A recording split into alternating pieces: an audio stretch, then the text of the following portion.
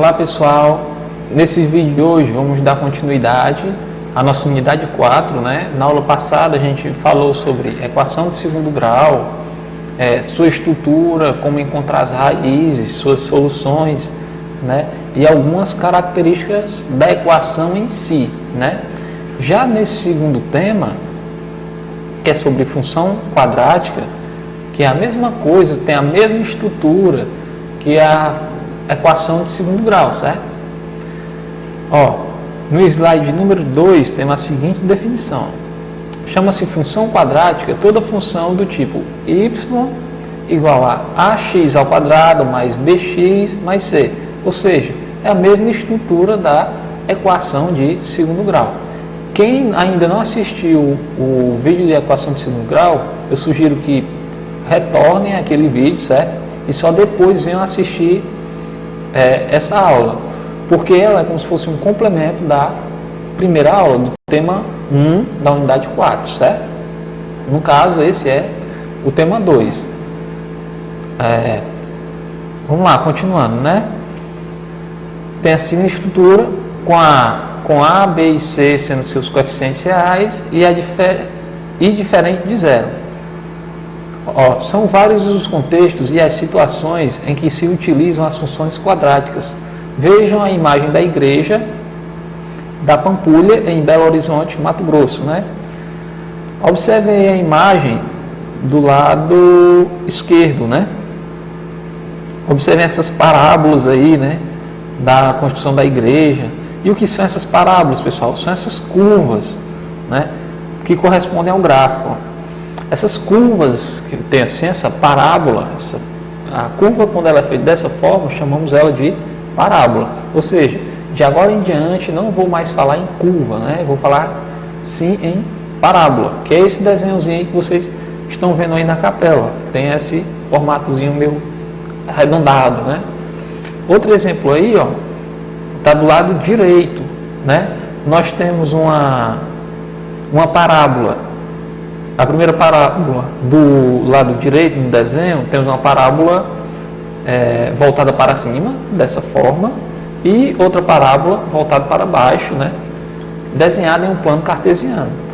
Bem, pessoal, vimos que na equação de primeiro grau, quando a gente representa ela em um gráfico, ela é uma linha, né? Uma linha reta. No caso de uma equação, de uma função quadrática, uma equação de segundo grau, quando vamos desenhar ela em um gráfico, em um plano cartesiano, ela vai ser o quê? Uma parábola, né? Então, ela pode ser uma parábola com cavidade para cima, como a gente vê no exemplo aí da imagem do lado direito, né? Ou então com cavidade para baixo, certo? E o que determina essa concavidade, né? Vamos ver passo a passo a relação entre a equação quadrática, né, com a construção do gráfico, certo? Ó, no slide número 3, temos um exemplo aí, ó. Para esboçar o gráfico de uma função quadrática, é possível construir uma tabela e atribuir certos valores, números de valores, para a variável x. Por exemplo, ele nos deu uma equaçãozinha aí, ó. Y igual a x ao quadrado menos 6x mais 8. Atribui-se a x valores numéricos que determinam pares ordenados e possam ser representados por pontos no plano cartesiano. Ou seja, pessoal, cada ponto desse aí, cada valor de y que ele encontra, ele une com o valor de x, né? Ou seja, y vai depender do valor de x e ele encontra um ponto no plano cartesiano. Certo? Para melhorar a ideia e vocês poderem visualizar o que está escrito no slide número 3, vamos para a lousa, certo? Eu vou fazer passo a passo com vocês para ficar bem claro essa questão da construção de gráficos de equações quadráticas, né? Que é bem simples, pessoal.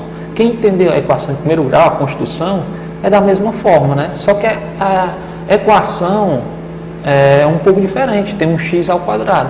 Pronto, é a única coisa que muda, né? Vamos lá. Bem, pessoal, ó, como é que a gente pode fazer para esboçar no gráfico, né, essa equação aqui, ó? Do mesmo jeito que a gente fez para a equação de primeiro grau, também vamos fazer para a equação de segundo grau. Vamos utilizar uma tabelinha, certo? A gente vai fazer o que inicialmente, né? O que é que nós vamos fazer? Supomos valores para x, para então encontrar um valor de y. Ou seja, x não é um termo independente, certo? Então, y vai depender do valor de x. Dependendo do valor de x, eu encontro o valor de y. Então, eu vou só substituir, né, pessoal? Quando x for 0, quem é que vai ser o meu y? Vou até pôr aqui um y aqui em cima. Mesma coisa, y igual a essa equação, né? Então, eu só substituo aqui, ó. No slide de vocês, ele fez o quê? Ele já colocou o resultado, né? Então, para deixar bem claro que o que ele fez foi substituir os valores de x, que ele supôs, na equação, para encontrar o y. Então, quem é meu valor de y aqui? Quando x for 0? 0 ao quadrado menos 6 vezes 0 mais 8. 0 ao quadrado menos 0 vezes 6 vezes 0 vai dar tudo 0, né, pessoal? Então, quem vai ser meu y? 8. Quem é meu par ordenado? Pessoal, se vocês não se lembrarem do que é par ordenado,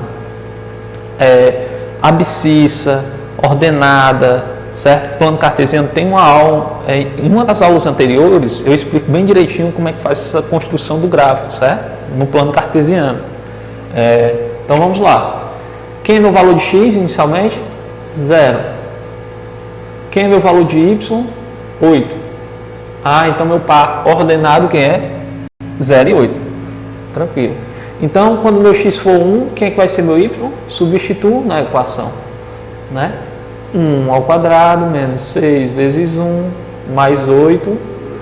Isso é igual a 1 ao quadrado vai dar 1, né, pessoal? Menos 6 mais 8. 6 vezes 1, 6 mais 8. O resultado aí vai ser 3, certo? Então, quem é meu par ordenado aqui? 1 e 3, que é o valor de x e y. O 2, do mesmo jeito, certo? Só substituir aqui, ó. 2 ao quadrado, menos 6 vezes 2, mais 8. Pronto, resolvo isso aqui, 2 ao quadrado, 4, menos 12, mais 8. Resolvendo isso aí, pessoal, vai dar 0. Então, quem é aqui? 2 e 0. E assim sucessivamente, vocês continuem seguindo esse passo, né, fazendo a tabela, para então, depois que tiverem uma certa quantidade de pares ordenados, porem em um plano cartesiano, né? Lembrando que um plano cartesiano é uma reta, uma ordenada, que a gente chama, cruzando com outra reta chamada de abscissa. Costumamos dizer que essa reta na vertical é y, e a reta na horizontal é x. Aí vai aumentando, né? Que é 1, 2, 3, 4, espaços iguais, do mesmo jeito, né?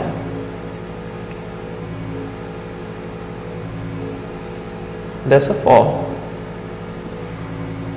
Então, depois que eu desenho esse meu plano cartesiano, eu vou colocar os pontos que eu encontrei. Esse meu primeiro ponto aqui, pessoal, 0 e 8, onde é que ele vai estar? Não sei, vamos lá. Quando x for 0, x é 0. Então x não tem nenhum valor, ele é 0, está bem aqui, ó. E 8. Então y vai ser o quê? 1, 2, 3, 4, 5, 6, 7, 8.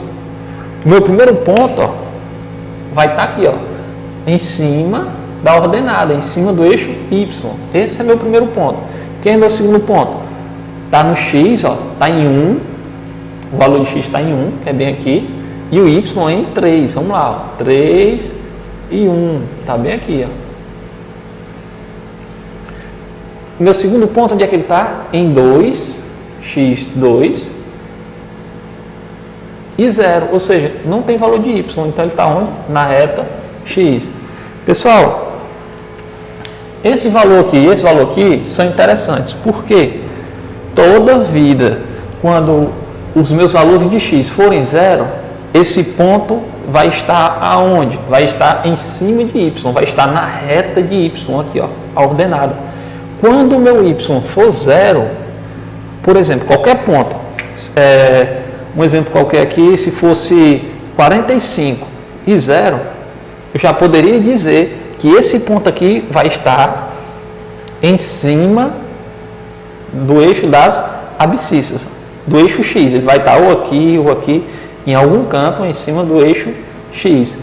E se fosse o inverso, se aqui fosse zero e aqui fosse 1 milhão, qualquer número, 100 dividido por 45, qualquer número, não importa. Se o x zerou, é sinal que o meu ponto, esse ponto aqui, esse par ordenado, vai estar em cima do eixo y, certo? Em algum local aqui em cima do eixo y, certo? Então, vamos lá. Encontramos esse outro ponto, né? Vamos encontrar o próximo ponto aí, só olhando para a tabela. Ele diz que é menos 1, 3 menos 1. Aqui ele diz que o resultado aqui, ó, é menos 1. Então, meu par ordenado vai ser 3 e menos 1. Meu próximo par ordenado aí, se fosse 4, seria, no caso, se eu olhar para a tabela, seria 0. Então, meu próximo par ordenado é 4 e 0. Vamos encontrar esses valores aqui, ó. 3 e menos 1, onde é que ele vai estar, pessoal? O valor de x é 3, ó, então eu vou contando, ó, 1, 2, 3, vai estar aqui, ó, 3 e menos 1. Ah, 3 menos 1 é aqui. Está bem aqui o ponto, ó. E o outro ponto? 4 e 0. X é 4, 1, 2, 3, 4, y é 0. Então, meu segundo ponto está aqui, ó. Primeiro ponto, segundo ponto, terceiro ponto, quarto ponto, quinto ponto, e assim sucessivamente, né? São representados pelos meus pares ordenados. Primeiro par ordenado, segundo par ordenado, e assim sucessivamente, ó. Pessoal, percebam que se eu continuar construindo essa tabela aqui, eu vou ter esse desenho aqui, ó.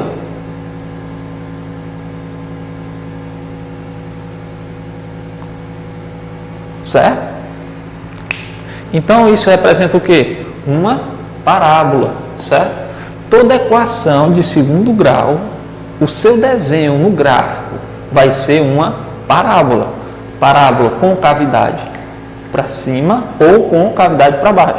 Todas essas características nós vamos ver, certo? O que é que o índice A influencia, o que é que o índice B influencia, né? E tudo isso na questão da construção do gráfico, né? Vamos ver passo a passo as características, né, da equação de segundo grau no gráfico. O primeiro deles que a gente acabou de ver foi o quê? Que quando um dos pares ordenados zera, no caso, se o y zerar no meu par ordenado, ele vai estar em cima do eixo x. Quando o meu x zerar, o meu par ordenado vai ser representado em cima do eixo y. Certo? Isso é só uma característica, certo, pessoal? Uma observação. Quando vocês construírem um gráfico, obviamente, vocês vão ver isso, né? No caso, esse aqui, ó, sem olhar para o gráfico, eu já posso afirmar que ele vai estar onde? Em cima do eixo y, né, pessoal? Aliás, em cima do eixo x. Por quê? O y é 0. Então, ele vai estar onde? Por aqui, ó. Quem é meu segundo par? Nesse caso aqui seria menos 2, seria 2 e 0. Seria esse daqui, ó. Esse ponto aqui, certo? É quem? É esse daqui, ó. E quem é esse meu ponto aqui, ó, que está em cima de y? Só tem um ponto em cima de y. Quem é? Esse daqui, ó. Por quê? Porque ele zerou x, ó. Só tem valor de y, certo? Então ele vai estar em cima do eixo y, que é esse ponto aqui. Tranquilo? Bem, pessoal, no slide 4 aí, ó, temos mais características gerais da função quadrática, certo? É igual à função de segundo grau, certo? Então, o primeiro ponto aí, a primeira característica que ele traz para nós é o seguinte: os pares ordenados do tipo 0 e y são pontos do eixo das ordenadas.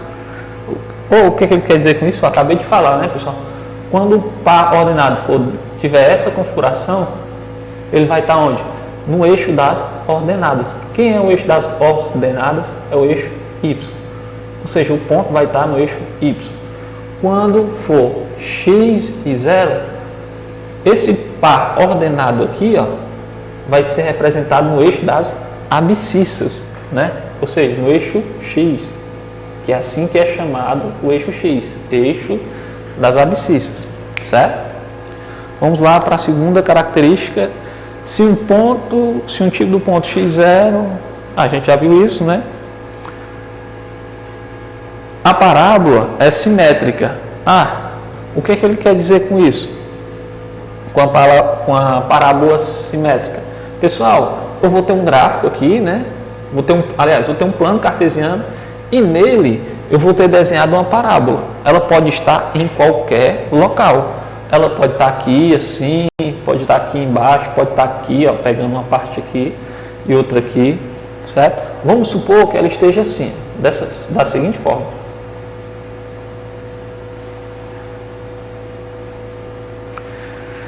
O que ele quer dizer com parábola simétrica? Simetria, pessoal, ele quer dizer que bem aqui, ó, no meio dela,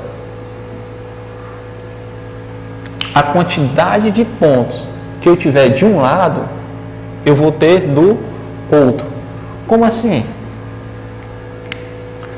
Se eu tiver um ponto bem aqui e outro bem aqui, ó, esses dois pontos aqui, ó, se eu dividir eles por 2, ele vai ter a mesma distância nessa parábola aqui. Como assim? Se desse ponto até esse ponto aqui, dessa reta fictícia que eu fiz, mesmo no meio dela, que divide a quantidade de pontos de um lado e a quantidade de pontos do outro, aqui, se fosse uma distância entre esses dois pontos, seria 2. Aqui também teria que ser 2. Entre esse ponto, ele também tem um ponto assimétrico, ou seja, um ponto oposto a ele, né? De mesmo valor. Ou seja, aqui, se ele tivesse uma distância de 1,5, aqui também seria de 1,5, certo? Essa é a questão da simetria. A quantidade de pontos de par ordenados que tem de um lado também vai ter do outro, certo? E eles estão distantes, ó, no gráfico. Aliás, eles estão à mesma distância da reta central que traça essa parábola, certo? Também poderia ser uma parábola dessa forma, pessoal, né? Então, ela também seria assimétrica? Seria. A mesma quantidade de pontos de pares ordenados de um lado também seria do outro. E a distância entre eles, entre cada ponto, teria outro ponto assimétrico a ele. Ou seja, se esse ponto está a 2 centímetros daqui, ele também vai estar a 2 centímetros daqui. E assim sucessivamente, né? E consequentemente aqui iria diminuindo as distâncias. Mas essa distância desse lado seria igual à distância do outro lado. Certo? Essa é a característica que ele quer dizer para a gente. Vamos lá para o segundo. O eixo de simetria da parábola estudada aqui é uma reta vertical que passa pelo vértice da parábola. Eu já fiz isso, né, pessoal? Ele diz o quê? É uma reta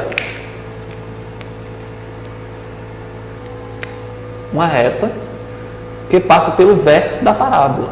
O que é o vértice da parábola, pessoal? É esse pontozinho bem aqui, ó. Certo? Ou bem aqui, ó. No centro. Certo? Na ponta, como se estivesse na ponta da curva, certo? Então, aqui, ó. Esse aqui é chamado de vértice.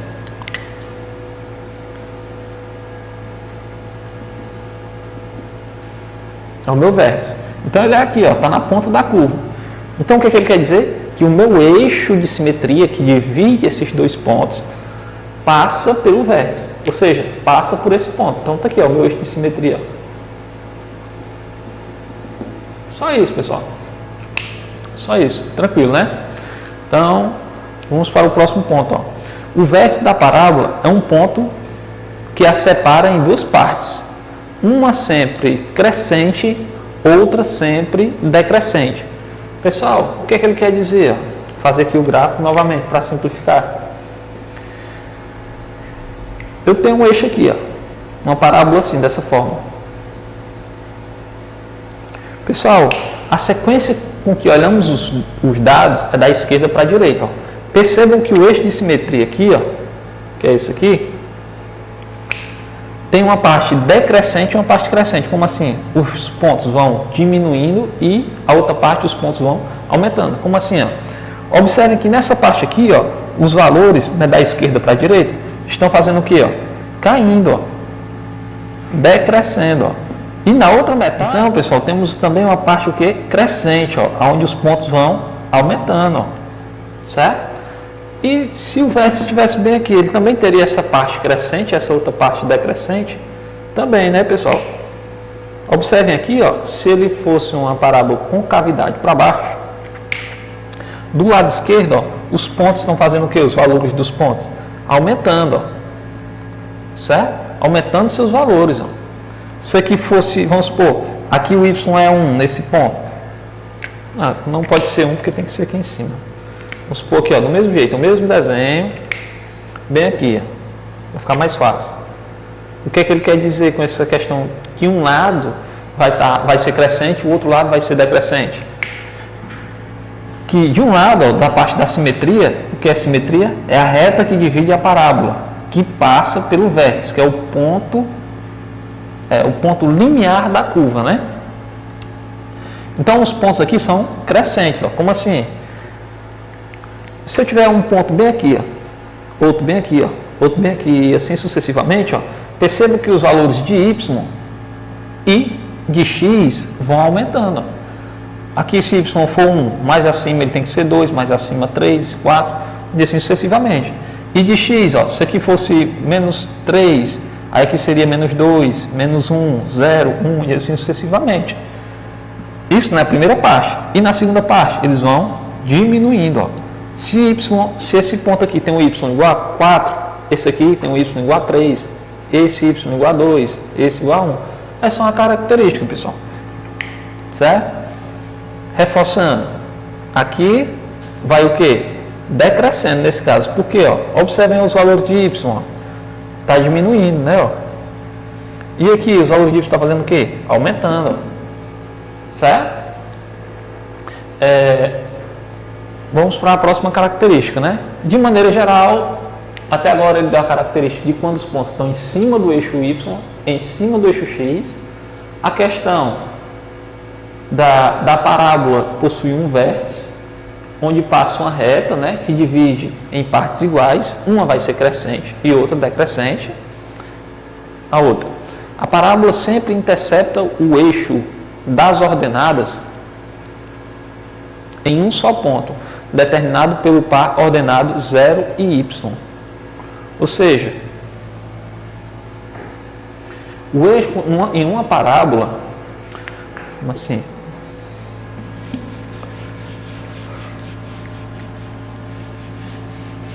Em uma equação, pessoal, em uma equação, a parábola vai tocar o eixo y em apenas um ponto, certo? A gente vai ver isso bem direitinho, ó, em apenas um ponto. Por exemplo, se o eixo estiver bem aqui, ó, a parábola, tá aqui, mas não está tocando, não vim tocar. Pessoal, percebam que isso aqui vai fazendo o quê? Aumentando, né? Então, se eu fosse dar continuidade a essa parábola aqui, ó, percebam que em algum momento ela ia tocar aqui, né? Ó, porque ela não vai aumentando. Em algum momento ela vai tocar no eixo y. Do mesmo jeito, se a parábola estivesse aqui, ó, ela iria tocar no y aqui em algum momento, certo? Em qualquer canto, ó, em qualquer quadrante, se tivesse aqui, em qualquer quadrante. Ó, com a continuidade dessa parábola, esses pontos vão se afastando, né, vai aumentando, então o que vai acontecer? A parábola vai tocar uma vez no eixo y. É só isso que ele está dizendo, certo? E a última característica, a parábola pode interceptar o eixo das abscissas, eixo x, em dois pontos, um ponto, ou não interceptar, né, o eixo x. Depende da existência e do número de raiz da equação. Ou seja, vamos ver separadamente as características que envolvem o eixo y, o eixo x e o vértice, certo? Por enquanto, o que a gente sabe? Que a parábola só toca no eixo Y uma única vez. E no eixo X pode tocar uma vez, duas vezes ou nenhuma vez, certo? Bem, pessoal, ó, as características da parábola, da equação de segundo grau, da equação quadrática em relação ao eixo Y. Como eu falei agora há pouco, né? Vamos ver a sua relação com o eixo X, com o eixo Y, com a abscissa, aliás, com a abscissa não, com o vértice, certo? Ó, levando em consideração o eixo Y, olha aí no slide 5 de vocês, ó, qualquer ponto no eixo das ordenadas, eixo Y, tem coordenadas 0 e Y, ou seja, 0 e Y, ou seja, qualquer ponto, qualquer um deles, aonde tocar o eixo das ordenadas, que é esse eixo aqui, pessoal, vocês devem se lembrar que é o eixo Y, não esqueçam, certo? Que é o eixo Y, em qualquer ponto aonde a parábola tocar, vai ser dessa forma aqui, ó, certo? Tem-se abscissa nula, certo? Assim, para encontrar o ponto do gráfico da função que intercepta o eixo das ordenadas, calcula-se o valor numérico de x igual a 0. Como assim? Eu tenho a equação de segundo grau, pessoal, né, da seguinte forma. Y igual a ax ao quadrado mais, função quadrática, né? Bx mais c. Se eu quiser saber aonde a parábola está tocando o eixo Y, o que é que eu faço? Eu zero o x. X vai ser igual a 0. Observem aqui, ó. Então, y vai ser igual a vezes 0 ao quadrado, mais b vezes 0 mais c. Y vai ser igual a c. Certo? Ou seja, observem essa característica aqui, pessoal. Ó, a peculiaridade dela. Por quê? Vou dar um exemplo qualquer de uma equação de segundo grau, né? 4x ao quadrado mais 2x mais 5. Eu estou olhando para essa equação, eu estou vendo números, tudo bem. Mas com o decorrer do tempo, pessoal, vocês já vão conseguir enxergar o gráfico. Como assim? Para mim encontrar aonde a parábola toca o eixo Y, o x não é 0, eu não substituí, não foi? Ou seja, quando o x é 0, pessoal, vai zerar esses valores e sempre vai sobrar quem? O c. Então, nessa minha equação aqui, ó, esse número aqui, 5, ou o c, que ocupa a posição do coeficiente c, é onde vai tocar a minha parábola. Por exemplo, então eu sei que a minha parábola vai tocar aqui no ponto 5. Com certeza a minha parábola vai tocar no ponto 5. Mesmo que ela seja assim, ó, por esse lado, ou ela for feita por outro lado, assim, dessa forma, ó, não interessa onde ela esteja. Ou ela não esteja tocando, ou esteja tocando, não interessa. A minha parábola vai tocar no ponto 5 em algum momento, certo? Isso é uma característica bastante interessante, pessoal. Poderia ser outro exemplo aqui para a gente identificar aonde a parábola tocaria no eixo Y. 3x ao quadrado mais 8. Pronto. Onde é que a parábola toca no eixo das ordenadas? No ponto 8. Bem aqui. Se fosse 1 sobre 2, 1 meio de x ao quadrado mais x mais 1. Onde é que a minha parábola toca? No eixo Y, no ponto 1. Pronto. Certo? Ou seja, quando eu vou aprendendo essas coisas, essas peculiaridades, aliás, quando eu vou aprendendo essas peculiaridades, o que é que acontece? Eu não vou mais enxergar uma equação, eu começo a enxergar o quê? O próprio gráfico, certo? Bem, pessoal, acabamos de ver no slide de número 5 as características, né, de uma equação quadrática, de uma função quadrática, equação quadrática, em relação ao eixo das ordenadas, que é o eixo Y, né? Agora vamos ver as características dessa equação, dessa função quadrática, com relação ao eixo X, certo? Ó, no slide de número 6 temos o seguinte, ó, dado uma equação do tipo de segundo grau, que a gente já viu, né, com A diferente de zero, então as raízes são dadas pela fórmula, pelaquela fórmulazinha lá de Bhaskara, né? Só repetindo ela aqui, as raízes são dadas pela seguinte fórmula, né? Menos B mais ou menos raiz de B ao quadrado menos 4AC dividido por 2A. É assim a fórmula. Só para a gente relembrar. Certo? Então, o que é que isso tem a ver com a parábola no meu gráfico, né? Ó, se a equação tiver duas raízes reais distintas, então a parábola intercepta o eixo X em 2 pontos. Como assim? Pessoal, eu tenho uma equação qualquer. Vamos lá. Ax ao quadrado mais bx mais c igual a zero. Se o meu delta, quem é o delta, pessoal? B ao quadrado menos 4ac. Se o meu delta for diferente de zero, eu vou ter duas soluções, duas raízes para essa equação. Ou seja, vou ter duas raízes. E o que é que significa duas raízes, pessoal? No gráfico. No gráfico, pessoal, significa simplesmente x, que a minha parábola vai tocar duas vezes no eixo x. Ó. Por quê? Porque eu tenho duas soluções. Quando o meu delta é diferente de zero, eu tenho duas raízes, tenho duas soluções. O que é que isso significa? Que a minha parábola vai tocar no eixo x duas vezes. Nesse caso foi aqui e aqui. Também poderia ser, pessoal, com cavidade para baixo, né? Como? Dessa forma aqui. Deixa eu desenhar aqui. Se fosse com cavidade para baixo, sairia da mesma forma, né, pessoal? Assim. Já vamos ver como é que a gente sabe se é com cavidade para cima ou se é com cavidade para baixo, certo? Mas, de antemão, eu sei o quê?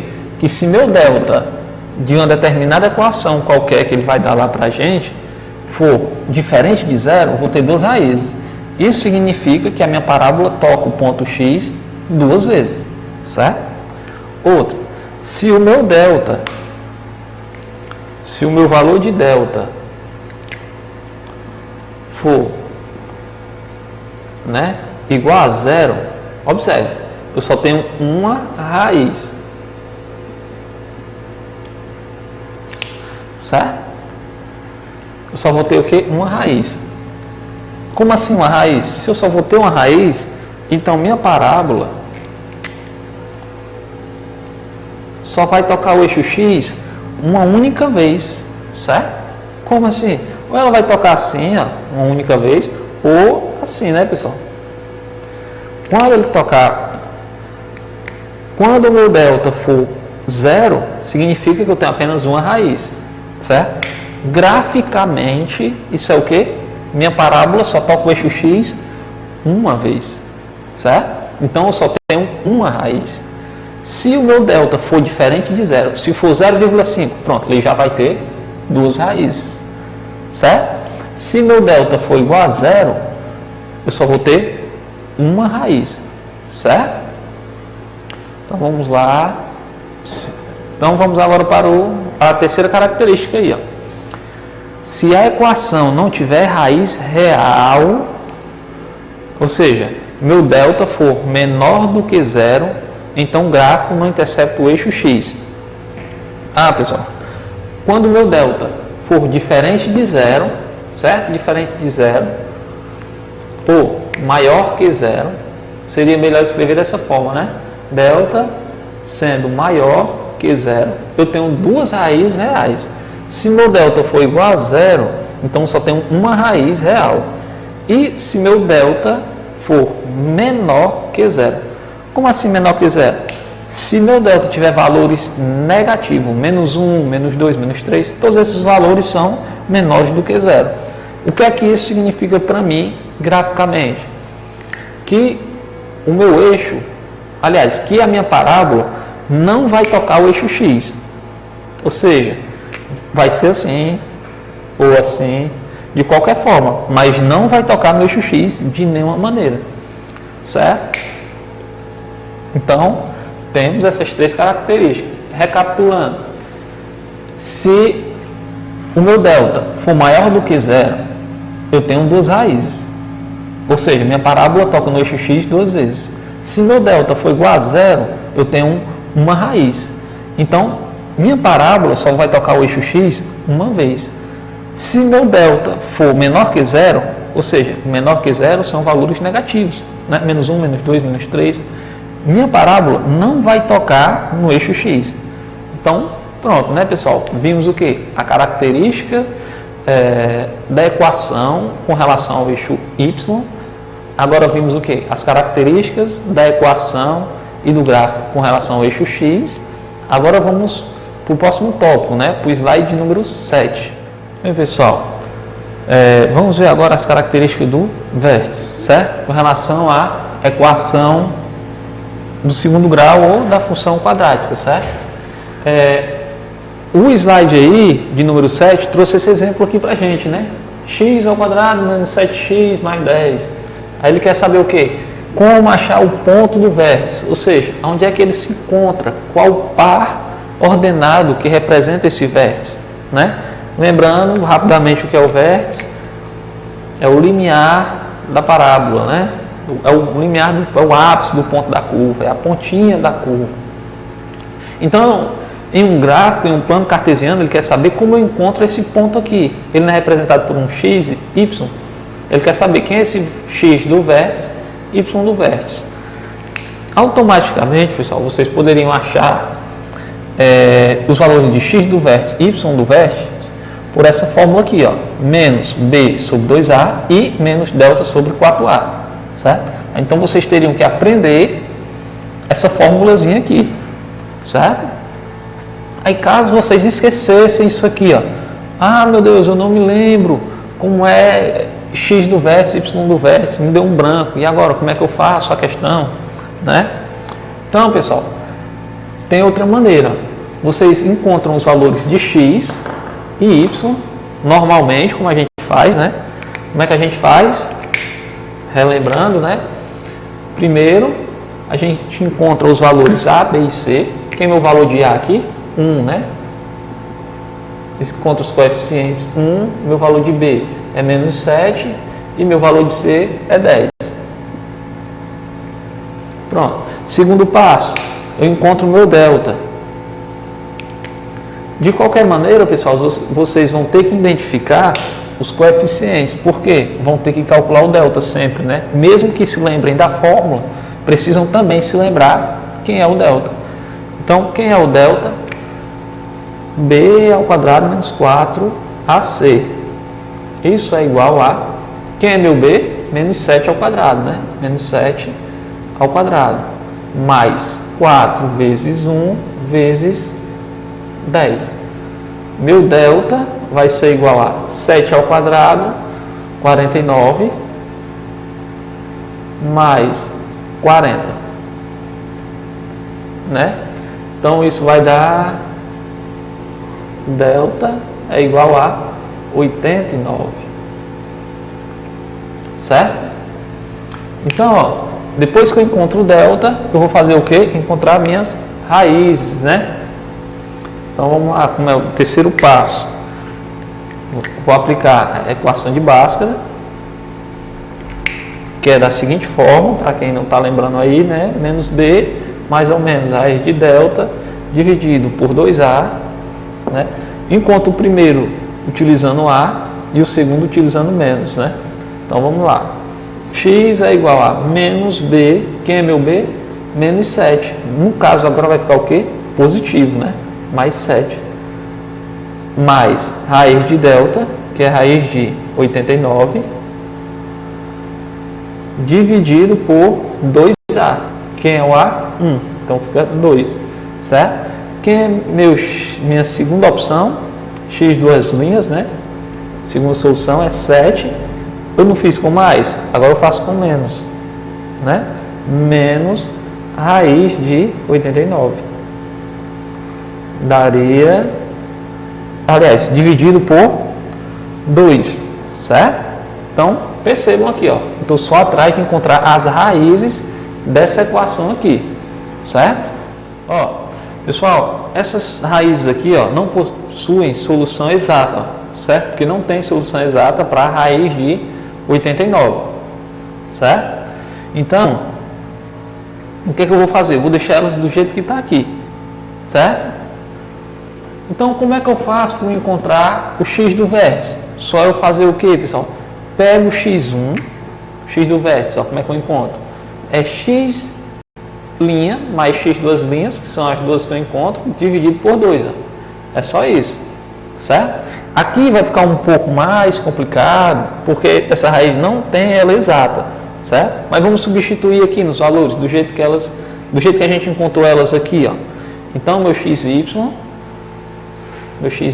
é igual a 7 mais raiz de 89 dividido por 2 mais 7 menos raiz de 89 dividido por 2, tudo isso sobre 2, certo? Vamos resolver, pessoal, essa parte aqui do numerador, certo? Separadamente. Vou puxar uma setazinha para cá, para esse lado, certo? Como é que eu resolvo isso aqui? Vou fazer bem aqui, 7 mais raiz de 89. É bem simples, pessoal. Parece difícil, mas não é. Ó, dividido por 2 mais 7 menos raiz de 89 dividido por 2.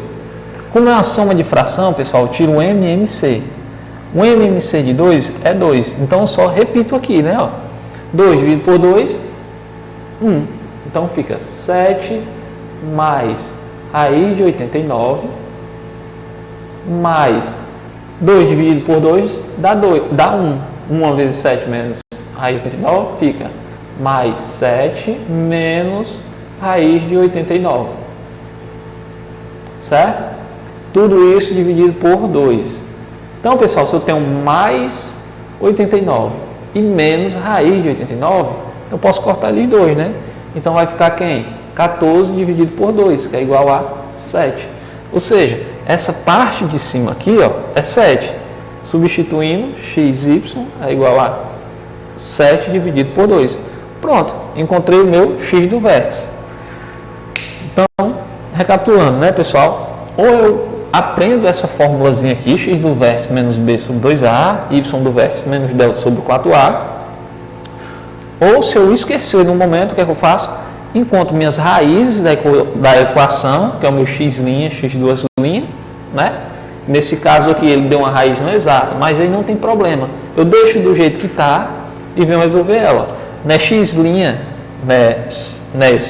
nessa parte aqui da equação, né, 7 mais raiz de 89 dividido por 2, mais x duas linhas. Pronto, separo esses dois e um para cá. Ó. Percebam que quando eu deixo dessa forma aqui, ó, eu cancelo eles. E fica bem facinho resolver, porque fica 14 dividido por 2, 7. Então eu encontro o x do vértice. Né? Então, o que é que vocês têm que saber quando vocês quiserem encontrar o x do vértice? É só fazer a soma e a divisão por 2, certo? De x' e x duas linhas. Então, o x do vértice vai ser o quê? 7 sobre 2. E como é que eu acho o y do vértice? Pessoal, se vocês encontraram o x do vértice, para achar o y do vértice, só é substituir na equação. Ó. Então, y é igual a 7 sobre 2 ao quadrado,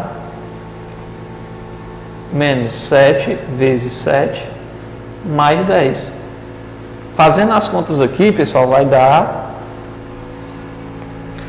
quebrado aqui, vai dar 9 sobre 4. Dá menos 9 sobre 4. Aliás, 9 sobre 4.